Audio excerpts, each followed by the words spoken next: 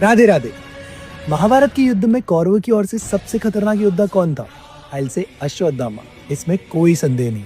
कुरुक्षेत्र के युद्ध में कौरवों की सेना में एक से बढ़कर एक महान योद्धा थे। उनके पास पितामह भीष्म थे, जो धरती के सबसे महान योद्धाओं में से एक थे।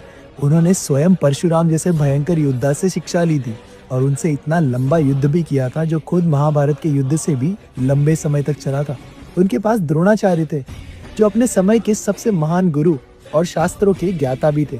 उनके पास एक ऐसी तलवार थी जो उन्हें लगभग अजय बनाती थी। उनके पास कर्ण थे, जो अर्जुन के समान माने जाते थे। उनके पास दुर्योधन थे, जो बल में भीम के समान थे और उनकी माँ के वरदान के कारण वो लगभग अजय भी थे।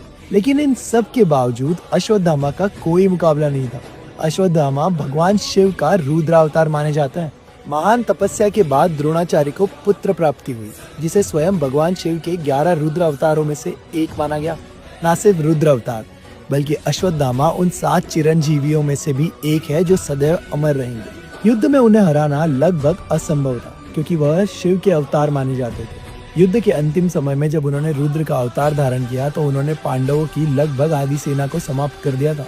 द्रोणाचार्य की हत्या के बाद उनका क्रोध, उनका प्रतिशोध दिखा। वे अश्वत्थामा, जिनमें ब्रह्मास्त्र, नारायणास्त्र, अग्नेयास्त्र, वायव्यास्त्र और इंद्रास्त्र जैसे दिव्यास्त्र हर समय विद्यमान रहते थे। अश्वत्थामा शास्त्र विद्या में कर्ण के समान, युद्ध में इंद्र के समान, तेज में कार्तवीर्य के समान और बुद्धि में बृहस्पति के समान थे। धैर्य में पर्वत के समान थे, क्रोध में सर्प के विष के समान और गति में वायु के समान। वह युद्ध में यमराज की तरह प्रचंड थे।